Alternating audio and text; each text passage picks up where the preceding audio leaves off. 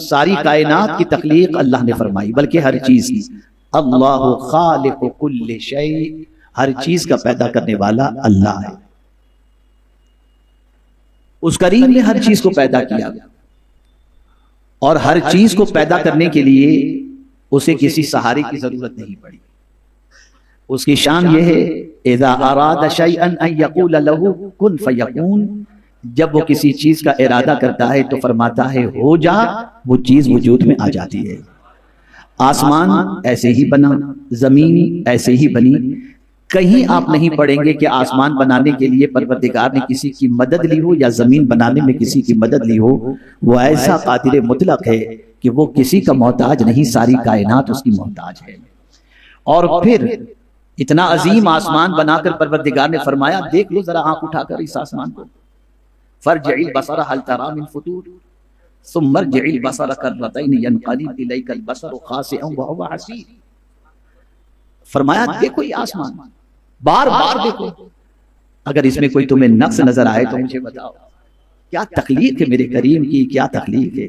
ہم اور آپ جس مسجد میں بیٹھے ایک چھوٹی سی چھت کے لیے سائیڈ میں اتنی دیوار کڑی ہے، کچھ دنوں کے بعد کچھ سالوں کے بعد دیوار گلنی شروع ہو جاتی ہے، پھر بلا کر کے اس کو ریپیئر کرانا پڑتا ہے۔ اے میرے کریم تیری عظمتوں پر قربان، جب سے آسمان بنایا تب سے ہے، بدلنے کی ضرورت آج تک نہیں پڑی۔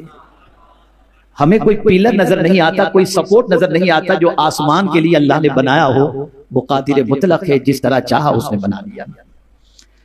میرے پیارے آقا صلی اللہ علیہ وسلم کے پیارے دیوانوں، جس نے کن کہہ کر ساری کائنات کی تخلیق فرمائی، اسے جب اس پوری کائنات کے اشرف اور اعلیٰ کو پیدا کرنا مقصود ہوا کہ میری اس کائنات کے اندر سب سے عزت والا کون ہے جسے میں پیدا کروں، تو اسے کن کہہ کر پیدا نہیں فرمایا۔ وَنَفَخْتُ فِيهِ مِن رُوحِي،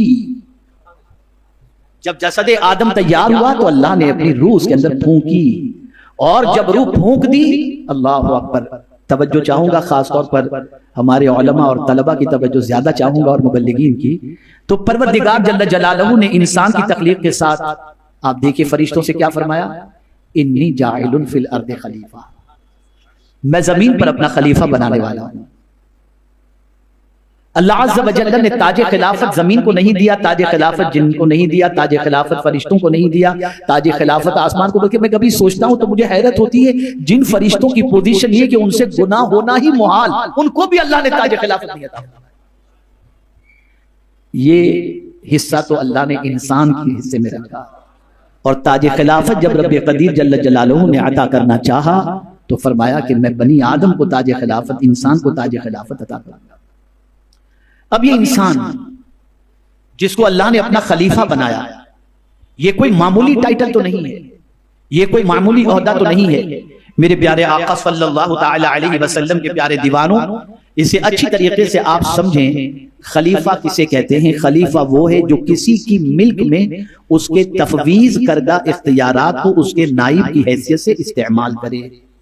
یعنی کوئی چیز ہے جس کا کوئی اور مالک ہے، اب وہ مالک کسی کو اس کا خلیفہ بنا دیتا ہے کہ چیز تو میری ہے، میں تجھے مالک نہیں بنا رہا۔ توجہ چاہوں گا، چیز تو میری ہے، میں تجھے مالک تو نہیں بنا رہا، بلکہ میں تجھے اپنے نائب کی حیثیت سے اس پر جو ہے حکم چلانے کی اجازت اور استعمال کی اجازت دیتا ہوں۔ یہیں سے بات واضح ہو گئی، اور بہت اچھی طرح سے واضح ہو گئی، جو خلیفہ ہوتا ہے وہ محتاج نہیں ہوتا، اللہ کی طرف سے پائے ہوئے اختیارات والا ہوا کرتا ہے۔ اگر وہ اختیارات نہ ہو تو خلیفہ کس چیز کا؟ خلافت دی ہی اس لیے گئی تاکہ پروردگار جل جلالہ کے عطا کردہ اختیارات کو چلائے۔ اسی لیے پروردگار جل جلالہ نے، یعنی مفسرین کے قول کے مطابق، یہاں پر خلیفہ سے مراد حضرت آدم علیہ السلام ہے، خلیفہ سے مراد انبیاء کرام علیہ السلام ہے، اور بعض مفسرین کے نزدیک خلیفہ اعظم کی حیثیت سے مدینے کے تاجدار ارواحنا فداء صلی اللہ علیہ وسلم، اور بعض اعتبار سے اول الامر اور انسان بھی ہیں، جیسا کہ پروردگار جل جلالہ نے ارشاد فرمایا، کیا ارشاد فرمایا؟ اطیعوا اللہ و اطیعوا الرسول و اولی الامر منکم۔ اب میرے پیارے آقا صلی اللہ علیہ وسلم کے پیارے دیوانوں، مکمل توجہ اور انہماک کے ساتھ گفتگو کو اگر آپ سننے کی کوشش کریں گے تو انشاءاللہ العظیم بہت سارے نکات آپ کے ذہن کے اندر محفوظ ہو جائیں گے، اور تنہائی میں اپنے وجود کے بارے میں غور کرنے کے بارے میں آپ انشاءاللہ العظیم ضرور غور کرنے کی کوشش کریں۔ انسان، سب سے پہلے اس کا مطلب سمجھو۔ ہمیں جو مخلوق کے اعتبار سے جیسے جن ہے ایسے انس ہے، جیسے اللہ نے فرشتوں کو پیدا فرمایا، وہ مخلوق ہے، نوری مخلوق ہے، اس مخلوق کا نام فرشتے ہیں، فرشتہ ہے۔ جن کو پیدا کیا ان کا نام جن ہے، ہمیں پیدا کیا ہمارا نام انسان رکھا، اور قرآن مقدس میں جا بجا انسان کے اعتبار سے ذکر نظر آتا ہے، لقد خلقنا الانسان فی احسن تقویم لقد کرمنا بنی آدم۔ انسان کہتے کسے، یہ نام کیوں رکھا گیا؟ انسان کیوں کہا گیا؟ کیا چیز ہمارے اندر ایسی اللہ نے رکھی جس کی وجہ سے ہمارا نام اس نے انسان رکھا؟ تو میرے پیارے آقا صلی اللہ تعالی علیہ وسلم کے پیارے دیوانوں، بعض علماء لغت کا کہنا ہے کہ انسان جس کا روٹ، جس کا مادہ، جس سے لفظ انسان نکلا ہے وہ انس سے بنا، یعنی انس۔ انس کے دو معنی ہیں، ایک معنی ہوتا ہے ظاہر کے اور ایک ہوتا ہے محبت کے۔ توجہ چاہوں گا میرے پیارے آقا صلی اللہ علیہ وسلم کے پیارے دیوانوں، انسان بنا ہے انس سے، انس انس، ٹھیک ہے نا، اس سے بنا انسان۔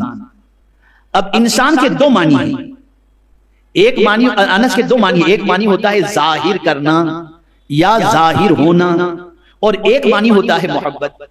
اب کیا مطلب انسان کے معنی جو ظاہر ہونا ہے، تو اس سے کیا مراد ہے؟ تو مراد میں آپ کو بہت مختصر میں سمجھا دوں۔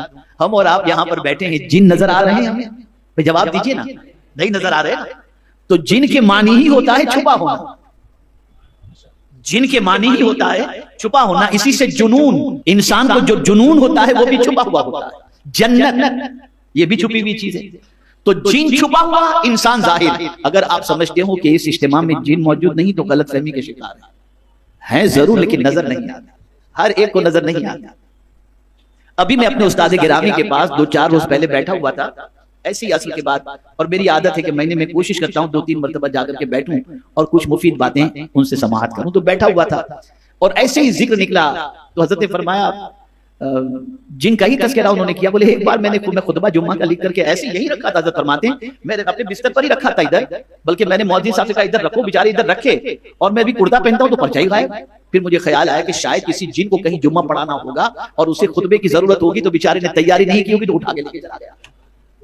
تو جن نظر نہیں آتا، انسان نظر آتا۔ میں بہت اہم نقطہ عرض کر رہا ہوں، آپ یہ نہ سمجھنا کہ یہ ہفتہ واری اجتماع کا بیان بس آئے اور 15-20 منٹ آدھا گھنٹہ کرتے، اس کے لیے بڑی تیاریاں کرنی پڑتی ہیں تاکہ میں آپ کو کچھ مفید باتیں آپ کی سماعتوں کے حوالے کر سکوں، جس کی وجہ سے کچھ احساس زندہ ہو سکے۔ تو انس اس کے معنی ہوتا ہے ظاہر ہونا۔ اب انسان ظاہر ہے، کہیں بھی انسان نکلے گا تو چھپا ہوا نہیں ہوگا، ظاہر ہو جائے گا، دیکھ کر آدمی پہچان لے گا یہ انسان۔ انسان کی شکل و صورت واضح ہو جاتی ہے، انسان جانور جیسا نظر نہیں آتا، انسان الگ اعتبار سے اس کی پہچان ہے، 2 آنکھ، 1 کان، 1 ناک، 2 کان، چہرہ، ہونٹ، زبان، یہ ساری چیزیں اس کی واضح طور پر۔ تو انسان کہتے ہیں ظاہر ہونے کو۔ اور دوسرا معنی ہوتا ہے محبت۔ اللہ نے انسان کے اندر محبت کا جذبہ رکھا ہے، انس محبت کرنا، اور اگر کوئی محبت نہ کرے تو اس کو انسان کہا ہی نہیں جا سکتا۔ اگر کسی کے دل میں جذبہ محبت نہیں ہے، وہ رقیق القلب نہیں ہے، وہ غموں اور دکھ کو دیکھ کر کے اس کے دل کے اندر احساس پیدا نہیں ہوتا، کسی کمزور کے لیے اس کے دل میں محبت پیدا نہیں ہوتی، وہ انسان ہے ہی نہیں۔ انسان کو اللہ نے پیدا ہی کیا ہے محبت کرنے کے لیے۔ اب یہاں بات محبت کی آئی ہے تو اللہ اکبر، محبت کے بھی بہت درجے ہیں، چلیے اس کو تھوڑا سا لے لیتے ہیں۔ ہر ایک کے ساتھ سملر محبت نہیں ہوتی، محبت کے الگ الگ درجات ہیں، الگ الگ طریقے ہیں، اور یہ بات اچھی طریقے سے ذہن میں رہے، آدمی چاہے کہ میں کسی سے محبت کروں وہ ایک الگ چیز ہو جاتی ہے، اور اللہ اگر چاہے کسی کے دل میں کسی کی محبت پیدا کرنا وہ الگ چیز۔ توجہ چاہوں، آج جو لڑکے لڑکی محبت کرتے ہیں وہ محبت شیطانی ہے، لیکن جب نکاح ہو جاتا ہے تو اللہ فرماتا ہے اب تم دونوں کے دل کے اندر محبت پیدا کرنا میرے ذمہ کرم پر ہے۔ اسی لیے فرمایا وَمِنْ آيَاتِهِ أَنْ خَلَقَ لَكُم مِّنْ أَنفُسِكُمْ أَزْوَاجًا لِتَسْكُنُوا إِلَيْهَا وَجَعَلَ بَيْنَكُم مَّوَدَّةً وَرَحْمَةً۔ اب یہ محبت اللہ نے پیدا فرمائی ہے، اور ایک مقام پر تو قرآن نے کہہ دیا کہ تم ساری کائنات کی دولت خرچ کر کے بھی ایک دوسرے کے دل میں محبت پیدا کرنا چاہو نہیں کر سکتے. وَلَٰكِنَّ اللَّهَ أَلَّفَ بَيْنَهُمْ. لیکن اللہ اگر چاہے تو دلوں کے اندر محبت پیدا فرما دے. اب یہ محبت کے درجات الگ الگ ہیں. اللہ اکبر. اللہ جب کسی بندے سے محبت کرنا چاہتا ہے یا محبت کرتا ہے تو آپ جانتے ہیں اللہ کی محبت کا معاملہ کیا ہے. اللہ اکبر. وہ جب محبت کسی سے فرماتا ہے تو سب سے پہلے آسمان والوں کو خبر کرتا ہے کہ فلاں سے میں محبت کرتا ہوں. یہ زمین والوں کے دل میں محبت تو بعد میں آتی ہے, پہلے آسمان والوں میں آتی ہے. اور پھر ان آسمان والوں سے رب فرماتا ہے زمین والوں سے کہہ دو کہ اس سے محبت کریں. اب یہاں میں سمجھاؤں, آج ہماری سب کی سچویشن یہ ہے کہ ہم چاہتے ہیں کہ لوگ ہم سے محبت کریں. اب محبت کے لیے ہم نے کیا کیا؟ قیمتی لباس, قیمتی مکانات اور بہت ساری خارجی اور مادی چیزوں کو ہم نے اپنایا. اور یہ چیزوں کو اپنانے کی وجہ کیا؟ دنیا کے انسان کے نزدیک ہم عزت والے بن جائیں اور لوگوں کے دلوں میں ہماری محبت پیدا ہو جائے. لیکن قرآن نے ایک ضابطہ الگ عطا کیا کہ تم چاہتے ہو نا دنیا تم سے محبت کرے تو میں تمہیں دو چیزیں عطا کرتا ہوں. اس لیے کہ غریب تو مکان اچھا نہیں خرید سکتا, غریب تو اچھے لباس نہیں زیب تن کر سکتا, غریب تو اچھی سواری کا اہتمام نہیں کر سکتا, تو کیا اس کو حقیر سمجھا جائے؟ کیا وہ محبت کے لائق نہیں؟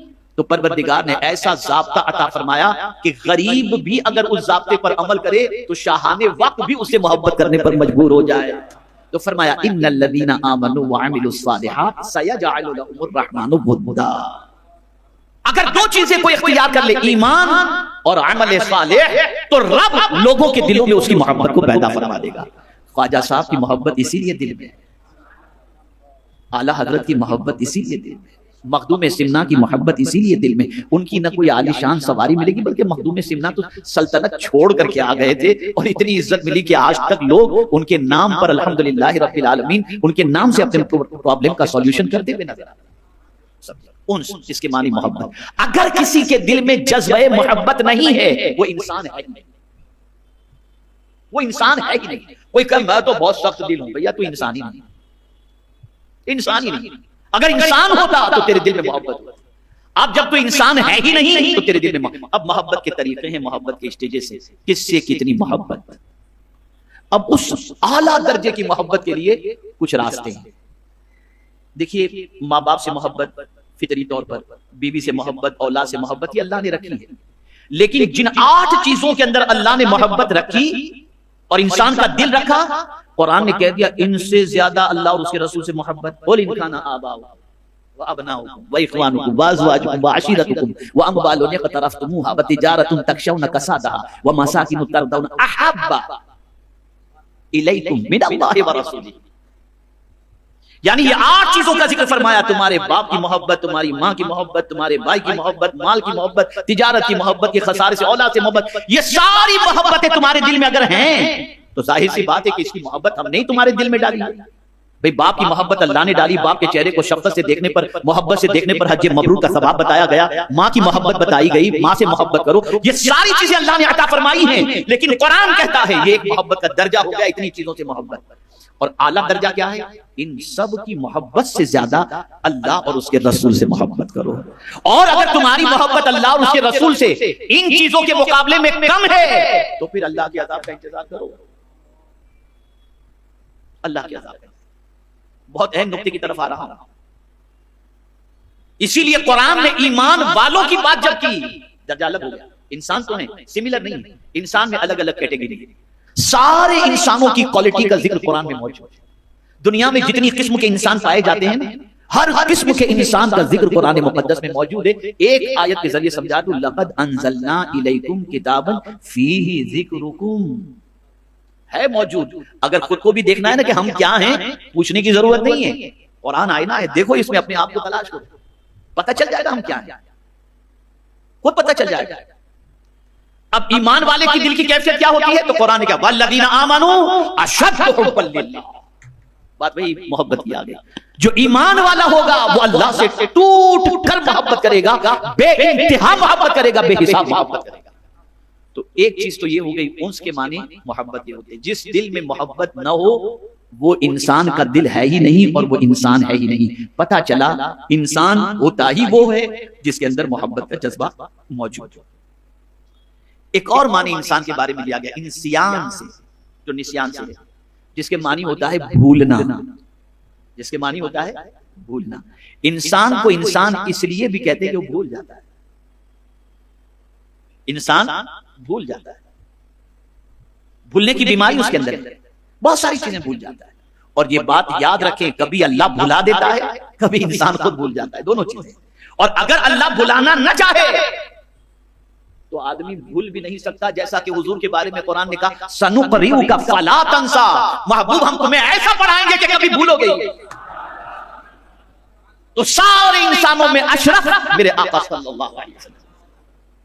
حضرت آدم علیہ السلام کا ذکر آیا قرآن مقدس میں، وَلَقَدْ عَهِدْنَا إِلَىٰ آدَمَ مِن قَبْلُ فَنَسِيَ، اور بے شک ہم نے آدم کو اس سے پہلے ایک تاکیدی حکم دیا تھا تو وہ بھول گئے. تو بھولنا انسان کی فطرت ہے، بھولنا انسان کی فطرت ہے. اگر کوئی کہے کہ نہیں میں نہیں بھول سکتا تو بھیا ذرا ڈر لگتا ہے کہ تم انسان بھی ہو کہ نہیں. بھولنا ہے انسان. میرے پیارے آقا صلی اللہ تعالی علیہ وسلم کے پیارے دیوانوں، لیکن ایک بات خاص طور پر یاد رکھیں کہ بھولنے سے مراد کیا ہے. بھولنے سے کوئی حکم دیا گیا بھول گئے، کوئی آرڈر دیا گیا کوئی بھول گئے. لیکن یہ ہے کہ اللہ کو نہیں بھولنا چاہیے. سب چیزیں بھول جاؤ چلے گا لیکن رب کو نہ بھولو. اسی کو قرآن نے کہا وَلَا تَكُونُوا كَالَّذِينَ نَسُوا اللَّهَ، ان کی طرح مت ہو جانا جنہوں نے اللہ کو بھلا دیا. اسی لیے اس نے وجود کے اندر نشانیاں رکھی تاکہ تم ان نشانیوں کو دیکھ کر اپنے رب کو یاد کرو. تم اپنے رب کو یاد